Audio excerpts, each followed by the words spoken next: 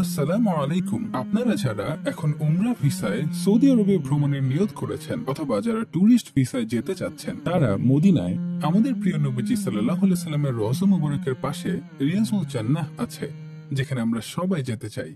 আজকে আমরা Nusuk app দিয়ে আপনি রিয়াজুল জান্নাহ যাওয়ার পূর্বে ঘরে বসেই কিভাবে পারমিটটি পেতে পারেন সেটি নিয়ে আলোচনা করব। চলুন শুরু করা যাক। গুগল প্লে স্টোর কিংবা অ্যাপ স্টোর দুইটিতেই অ্যাপসটি সাপোর্ট করে। চলুন আমরা প্রথমেই অ্যাপসটি ইনস্টল করে নিই। প্রথমেই আপনার গুগল প্লে স্টোর থেকে নুসুক অ্যাপটি ডাউনলোড করে নিন। স্ক্রিনে তিনটি অপশন দেখা যাচ্ছে। চলুন আমরা ক্রিয়েট অ্যাকাউন্টে ক্লিক করি। এইখানে তিনটি অপশন দেখা যাচ্ছে। আপনি যদি উমরা কিংবা ট্যুরিস্ট ভিসা দিয়ে আবেদন করেন তাহলে ইন্টারন্যাশনাল ভিজিটর অপশনে ক্লিক করুন। এখন আপনার ন্যাশনালিটি এবং পাসপোর্ট নাম্বারটি চাচ্ছে। ন্যাশনালিটি অপশনে ক্লিক করলে দেখা যাবে একটি সার্চ বার দেখা যাচ্ছে। আপনার কান্ট্রি নেম বাংলাদেশ টাইপ করে সিলেক্ট করুন। এইবার আপনার পাসপোর্ট নাম্বারটি টাইপ করুন। এরপর কন্টিনিউ বাটনে ক্লিক করুন। এইবার আপনার ভিসা নাম্বারটি টাইপ করুন। এরপর কন্টিনিউ বাটনে ক্লিক করুন। এখন আপনার ডেট অফ বার্থটি দিন। সেভ অপশনে ক্লিক করে কন্টিনিউ বাটনে ক্লিক করুন। এখন আপনার পাসওয়ার্ডটি টাইপ করুন। পাসওয়ার্ডটি কমপক্ষে 8টি লেটারে হতে হবে এবং একটি ক্যাপিটাল লেটার হতে হবে। সব টিক বক্স ক্লিক হয়ে গেলে ক্রিয়েট অ্যাকাউন্ট অপশনে ক্লিক করুন। এইবার আপনার ফোন নাম্বারটি দিতে হবে। এখন আপনার কান্ট্রি কোডটি সিলেক্ট করুন। আপনার মোবাইল নাম্বারটি টাইপ করুন। এখানে শুরুতেই শূন্য দেওয়ার প্রয়োজন নেই। এখন আপনার ইমেল অ্যাড্রেসটি টাইপ করুন।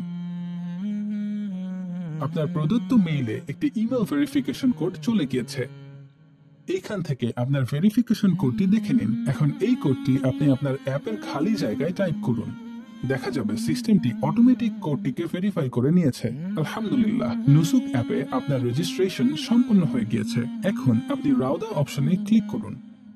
আপনার সুবিধা অনুযায়ী পছন্দের ডেটটি সিলেক্ট করুন। পছন্দের ডেটটি সিলেক্ট হয়ে গেলে আপনার উপযুক্ত সময় বেছে নিতে ক্লিক করুন।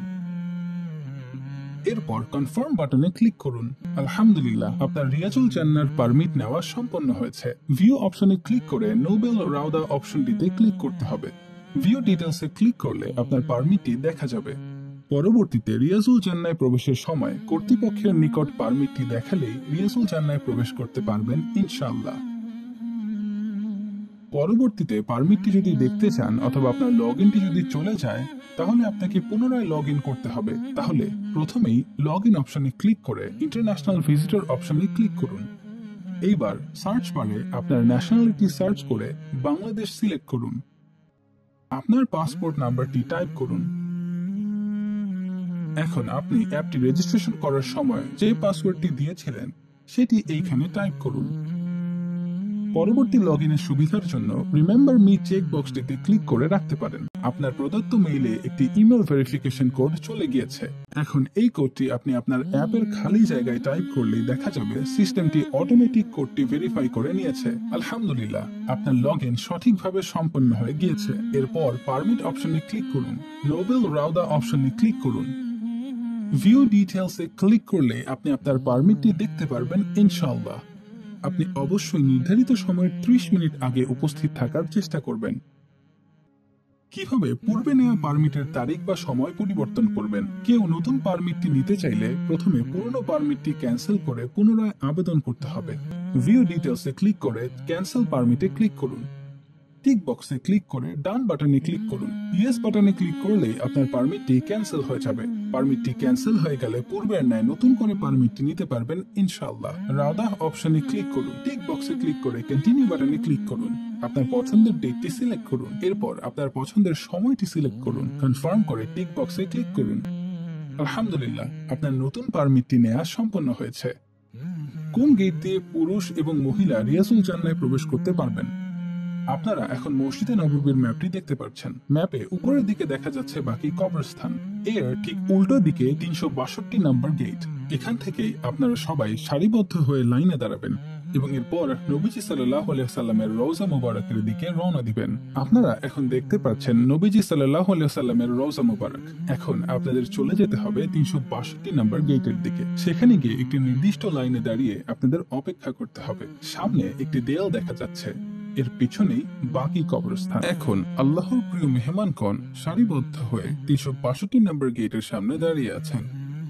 এখান থেকে আস্তে আস্তে আপনারা ডকুমেন্ট চেক পয়েন্টের দিকে এগিয়ে যাবেন। এখন আল্লাহর প্রিয় মেহমানগণ ওয়েটিং স্পেসে অপেক্ষা করছেন।